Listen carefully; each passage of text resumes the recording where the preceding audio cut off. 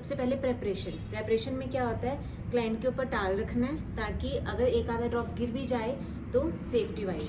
Second thing, client के बाल भी टाई होने चाहिए, हमारे खुद के बाल भी टाई होने चाहिए। ये नहीं कि बाल खोल के हम लगे हुए हैं और वैक्स हमारे बालों को लगेगा। ठीक है, उसके बाद हम बाजू को देखेंगे। अगर तो आजकल सर्दियों का मौसम है, मॉइस्चराइजर लगा हुआ है क्लाइंट के आर्म के ऊपर, तो उसको क्लीन करेंगे। ठीक है। क्लीन करने के बाद सबसे पहले हम लेंगे पाउडर लगाने के बाद हम डायरेक्शन को देखेंगे, क्योंकि इस पाउडर से क्या होता है कि बाल जो है सेपरेट हो जाता है, स्किन हो जाती है हमारी। तो हम इसको अब हम हैंडल बना लेंगे, क्योंकि अगर दोबारा से इसको लगाया तो बाल रिमूव नहीं होगा। ठीक है, ठीक है। अब आप देखेंगे इतना पोर्शन इनका क्लीन हो चुका है। ठीक है, अब इसको करना कैसे है, ये पोर्शन तो हमने क्लीन कर दिया, राइट। अब ये पोर्शन को हम इस तरीके से क्लीन करेंगे, रेस्ट ऑफ द अमाउंट हम इस तरीके से। बालों की डायरेक्शन अभी इधर को आ रही है, तो ये वाली हम इधर अप्लाई करेंगे, ये वाली हम इधर अप्लाई करेंगे। हमने सिर्फ डायरेक्शन की मूवमेंट को चेक करना है। अगर ये नहीं है कि मैंने आपको ऐसे बताया तो आप ऐसे अप्लाई कर देंगे, बाई चांस डायरेक्शन इधर भी हो सकती है तो आप इधर की साइड अप्लाई करेंगे। ठीक है,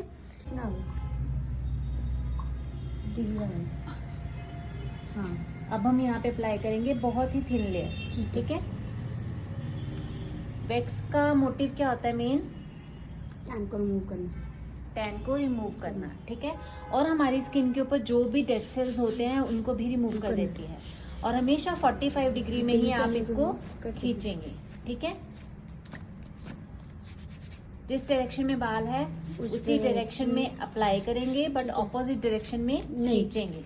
ठीक है, अब आप देखेंगे ये बाजू यहाँ से भी क्लीन होगी हमारी। ठीक है, यहाँ से भी क्लीन हो गई है। अब ये वाली साइड कैसे करेंगे, इस वाली साइड का भी मैं आपको बताती हूँ। हमने लिया, अमाउंट आपको बहुत कम कम लेनी है। ठीक है, स्टार्टिंग में बिगनर हो आप तो यहाँ पे हल्के हल्के लगाई हमने। ठीक है, बहुत ही पतली लेयर। ठीक है, देखो इतने में से भी मैंने कितनी सारी रख ली है, बाकी अप्लाई कर दी। ठीक है, इतनी बच गई है मेरी।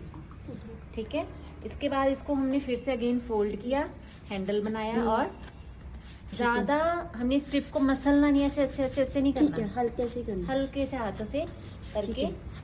बाकी हम वैसे यहाँ पे ना बाल कम होते हैं।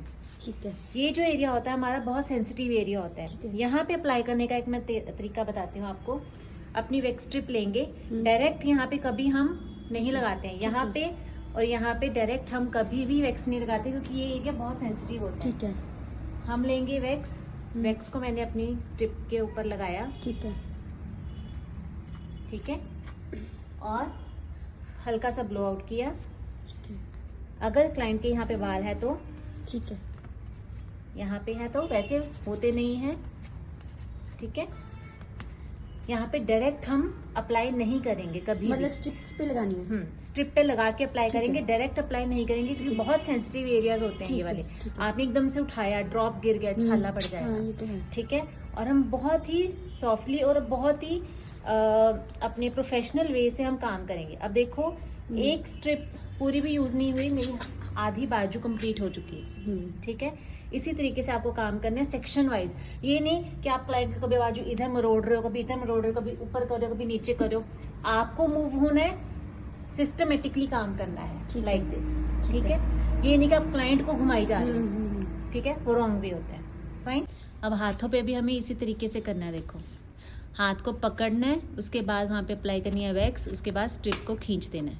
ठीक है, देखो अमाउंट उतना ही लेना है जितना रिक्वायर्ड है। इसमें कम लिप भी ले सकते हो थोड़ा सा, वैसे आपके हाथों पे डिपेंड करता है आप कितना प्रोडक्ट उठा रहे हो। ठीक है, ये नहीं कि जितना उठाया सारे का सारा लगाना है। ठीक है, ठीक है, हिसाब से लगाना है बस। देखो, लेयर पतली होनी चाहिए, जितनी पतली लेयर होगी उतनी अच्छे तरीके से बाल निकलेगा, ये हमेशा ध्यान रखना।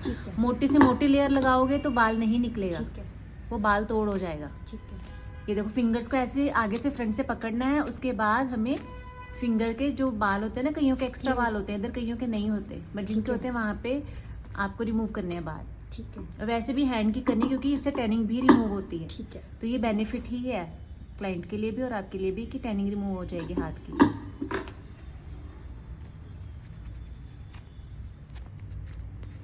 और बहुत स्लो नहीं खींचना। आप बहुत स्लो खींच रहे थे पट्टी, इतनी स्लो खींचोगे तो क्लाइंट के बहुत पेन होगा। ठीक है। और एक बार में भी खींचेंगे मतलब? एक ही बार में 45 डिग्री में खींचनी है, याद रखना है। ठीक है। और आफ्टर वैक्सिंग हमें लोशन लगाना है या फिर हमें टोनर लगाना है। ठीक है। To close the ports. ठीक है, पोर्स को क्लोज करने के लिए टोनर जरूरी है।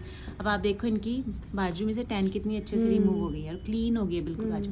अच्छा, यहाँ पे नहीं करी ना हमने, ये देखो और ये देखो, फर्क देखो कितना आ रहा है। ठीक है ना।